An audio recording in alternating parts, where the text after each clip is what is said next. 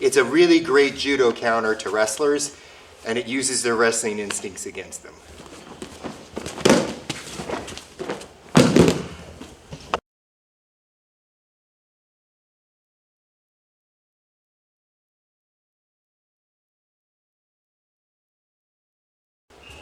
Okay, so we are going to do a 2-on-1 variation of a Yoko Wakare. Works really good against bigger guys. It's very sneaky too. So generally speaking, he's either reaching or I'm dragging his sleeve. And the thing that I want to do is, whichever way that is, I'm going to catch the sleeve, drag it across my shoulders, and collect really close to his armpit or in his armpit if I can. And then I switch my grip, okay?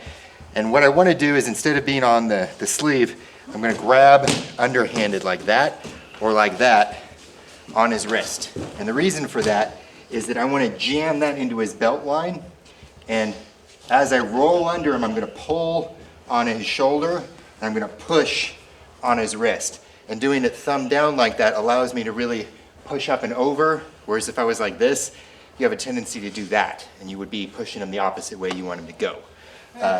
We also have a tendency to 2-on-1 with both palms up anyways, so it's a much more efficient attack.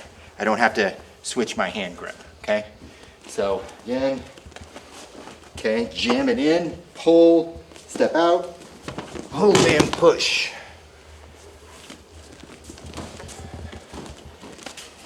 Drag across, push into the belt line, step out, pull, push.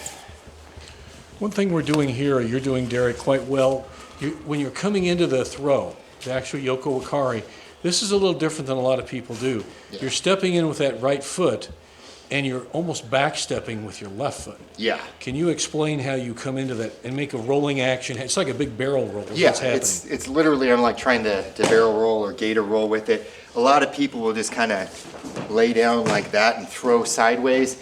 I'm literally trying to turn back around while I'm doing it. So if my opponent was in front of me here, I would step out, okay, and then my other foot would go here.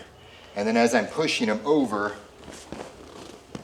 you can bridge off your feet and complete the roll. So it's like one big spiraling roll. That also helps if you mess up or if the guy's really heavy, because you're able, instead of just landing flat and then hoping to push him over there,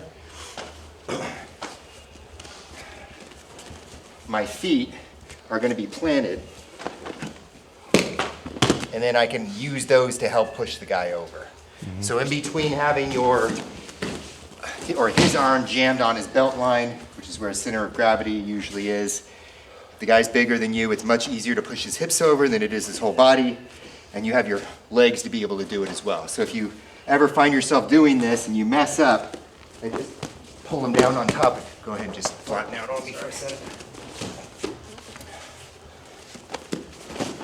So he's flattening out on me, and instead of just giving up, I'm going to use my feet and my hips, and then this arm on his waist. And you'll see that his butt comes up first. So it's basically a bridge, and you just push that arm against his belt line and turn. So even if you forget to do the big barrel roll, you still have an out at the very end of it.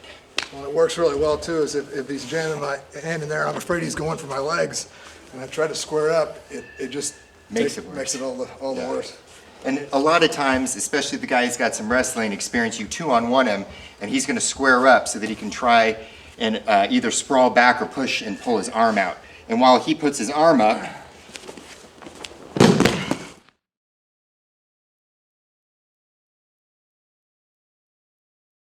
just makes it that much easier to throw the guy. So it's a really great judo counter to wrestlers, and it uses their wrestling instincts against them.